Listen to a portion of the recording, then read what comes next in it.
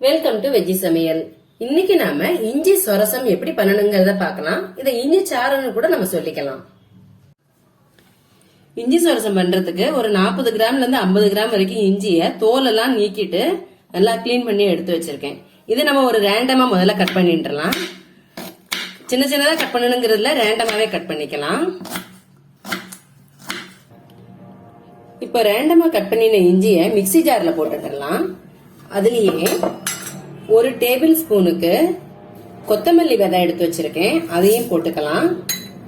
அதோட ஒரு டீஸ்பூன் இல்லைன்னா 3/4 டீஸ்பூன் அளவுக்கு ஜீரகம், இதையும் போட்டு முதல்ல தண்ணி விடாம ஒரு ஓட்டு ஓட்டின்றலாம். முதல்ல நம்ம தண்ணி விடாம ஓட்டி ஆயிடுச்சு, கொஞ்சம் திரிச்சுண்டாச்சு. இப்போ ஒரு 100 ml அளவுக்கு தண்ணி விட்டுக்கலாம். இப்போ அரைச்சுக்கலாம். இப்ப இன்னொரு 100 ml, மொத்தம் 200 mlக்கு தண்ணி விட்டு அரைச்சிக்கலாம். நாம இப்ப 200 ml தண்ணி விட்டு அரைச்சாச்சு. இதை நாம ஒரு பாத்திரத்துல வடிகட்டிக்கலாம்.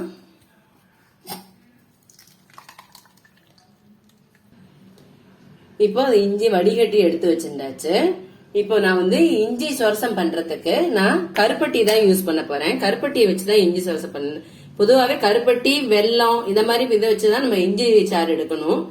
இதோட அளவு பார்த்தா நான் ஒரு 70 கிராம் அளவுக்கு கருப்பட்டி எடுத்துட்டு இருக்கேன். 50 கிராம் இஞ்சி சாரோட 50 கிராம் இஞ்சியை எடுத்து சாறு எடுத்திருக்கேன். 70 கிராம் கருப்பட்டி. அடுப்புல கடாயை வச்சிருக்கேன்.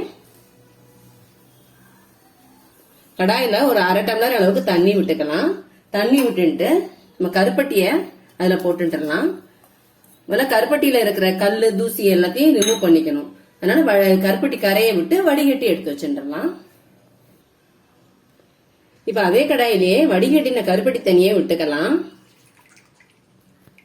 விட்டு இதை கொஞ்சம் தண்ணி வத்துற அளவுக்கு காய்ச்சினா போதும். இது பாகெல்லாம் கிடையாது. இது தண்ணி கொஞ்சம் வத்தி வரட்டும், அது வரைக்கும் கொஞ்சம் கெட்டியா ஆகணும்.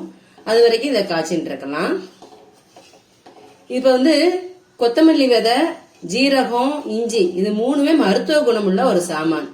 இதுல இஞ்சி பார்த்தா நமக்கு ஜீரண சக்திக்கு ரொம்ப நல்லது. மல்லி விதையை பார்க்கும்போது பித்தத்துக்கு எல்லாம் நல்லது.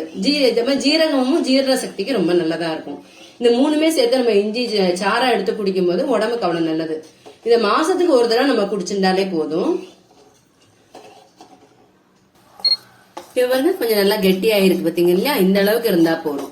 இப்ப நம்ம அரைச்சு வச்ச இஞ்சி தண்ணி இதுல ஊத்தின்றலாம். இப்போ இது கொஞ்சம் கெட்டியாகி வர்ற அளவுக்கு நம்ம காய்ச்சிட்டு இருக்கலாம்.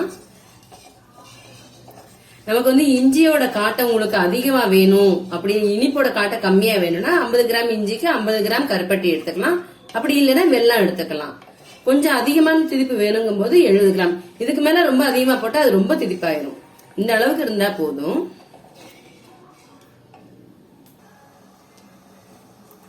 இப்ப இஞ்சி தண்ணி விட்டதுக்கு அப்புறம் ஒரு 7 நிமிஷம் வரையும் கொதிக்க விட்டா போதும். இந்த அளவுக்கு கொதி இருந்தா போதும்.